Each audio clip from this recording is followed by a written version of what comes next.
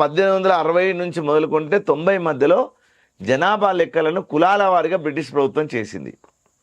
ఒకసారి 3000 కులాలు ఉన్నాయి, ఒకసారి 4000 కులాలు చిల్లర కులాలు ఉన్నాయి, ఒకసారి 5000 చిల్లర కులాలు ఉన్నాయి.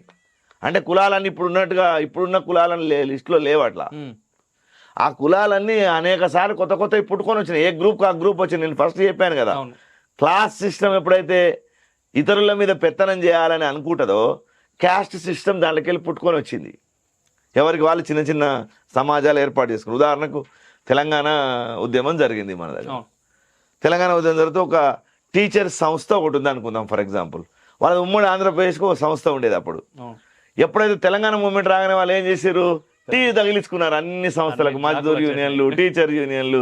అంటే 2 సంస్థలుగా మారిపోయారు. అంటే వాడి పెత్తనం ఏంది మా మీద, మా పెత్తనం మాకు ఉండాలి కదా అనేది ఒక ధోరణి ఎప్పుడైతే ప్రబలుతుందో అప్పుడు కొత్తవి పుట్టుకొని వచ్చినాయి. ఈ బ్రిటిష్ వాళ్ళు చేసినటువంటి 3 సార్లు 4 సార్లు చేసిన ఈ జనాభా లెక్కలలో చాలా కొత్త కులాలు, అరే మనం ఎందుకు నమోదు చేయించుకోవద్దని చెప్పేసి చాలా మంది చేయించుకున్నారు.